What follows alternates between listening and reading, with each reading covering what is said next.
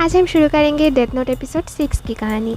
L को पहली दफ़ा देखकर सभी हैरान हो जाते हैं क्योंकि जैसी इमेज उन्होंने एल के बारे में बनाए थे वो ऐसा बिल्कुल भी नहीं था।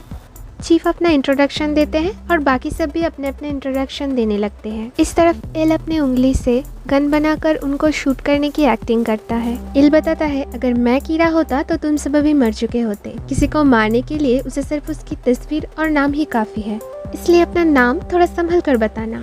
मत्सुदा कहता है मुझे तो लगता था कीरा को सिर्फ चेहरा देखने की जरूरत है, पर नाम भी जरूरत है ये नहीं पता था। चीफ बताते हैं जिन जिन का नाम ब्रॉडकास्ट पर नहीं लिया गया या जिन जिन के नाम गलत लिया गया उनको कीरा ने नहीं मारा। ये उन्होंने एक मीटिंग पर डिस्कस किए थे पहले।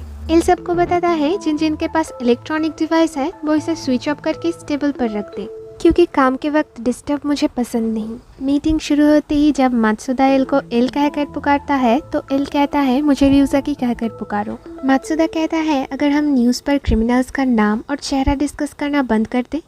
एल कहता है इससे नॉर्मल लोग मर जाएंगे। तोकिता कहता है नॉर्मल लोग। एल बताता है कीरा में बचपना है, वो हारना नहीं चाहता मेरी तरह। चीफ कहता है कि ये तुम थोड़ा डिटेल में बता सकते हो।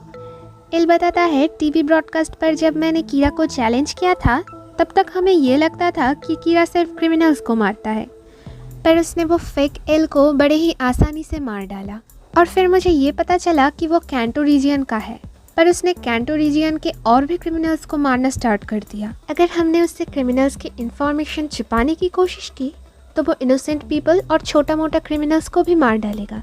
पूरी दुनिया में जो भी उसके रास्ते में आएगा वो उसे अपना शिकार बनाएगा क्योंकि उसे लगता है बुरा वो नहीं, बुरा वो लोग हैं जो उन बुरे लोगों को छुपा रहे हैं। रियूज़ाकी पुलिस डिपार्टमेंट के मेंबर को बताता है कि वो मीडिया का यूज करके एक फेक न्यूज स्प्रेड करेगा कि एफबीआई एजेंट के मौत के बाद 1500 एफबीआई एजेंट जापान में भेजा जाएगा कीरा केस में इन्वेस्टिगेट करने के लिए।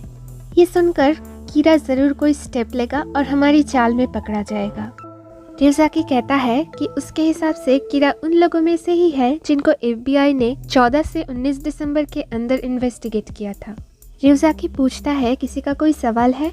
चीफ पूछता है उसने अपना फेस रिवील करके कीरा से बैटल हार गया है। रियूज़ाकी बोलता है हाँ, अपना फेस उन सबको दिखा के और 12 एफबीआई एजेंट के मौत के बाद वो काफ़ी हद तक बैटल हार चुका है, पर एंड में जीत उसकी ही होगी। जाने से पहले वो श्योर होना चाहता है कि इनमें से कोई कीरा तो नहीं, इसलिए वो सबको पर्सनली मीट करने के लिए बोलता है। दूसरी तरफ लाइट सोचता है पुलिस डिपार्टमेंट और एल को ये नहीं पता कि हार्ट अटैक के अलावा भी कोई और तरीका से कीरा विक्टिम को मार सकता है। लाइट के पापा कीरा केस के लिए ओवर टाइम काम करने के लिए लाइट की मॉम उनकी बेटी को उनके लिए कपड़े ले जाने के लिए कहती है। तभी लाइट आकर कहता है कि वो पुलिस हेडक्वार्टर में जाकर ये दे देगा और जाने से पहले डेथ नोट का एक पेज फाड़कर अपना पॉकेट में ले लेता है। लाइट वहाँ पहुंचकर देखता है रेप पेनबर की फियांस से वहाँ आई है और कीरा केस से रिलेटेड कोई ऑफिसर से मिलना चाहती है क्योंकि उसके पास इस केस से रिलेटेड कोई इन्फॉर्मेशन थी। लाइट अपने पापा के कपड़े रिसेप्शनिस्ट के पास देता है। वो आदमी लाइट को कीरा केस में हेल्प करने के लिए कहता है। लाइट कहता है वो कीरा को एल से पहले पकड़ेगा।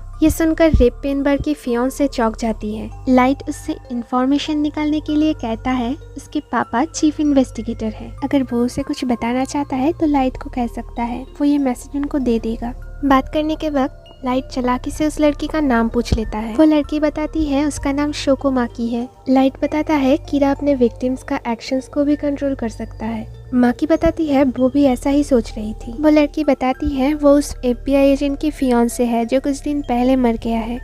वो लड़की कहती है उसका फियांसे उस बस हाईजैकिंग स्पॉट पर भी था जहाँ वो कीरा से मिला था। वो कहती है इस हादसे के बाद ही उसकी फियांसे और बाकी एफबीआई एजेंट्स मारे गए। वो ये भी पता लगा लेती है कि कीरा ने ये हाईजैकिंग प्लान उसकी फियांसे तक पहुंचने के लिए ही किया था ताकि उसे उनसे और बाकी सारे एफबीआई एजेंट से भी छुटकारा मिल जाए। उसकी फियांसी बताती है बस हाईजैकिंग पॉइंट पर उसे अपना आईडी किसी को दिखाना पड़ा था और माकी के हिसाब से वही कीरा है।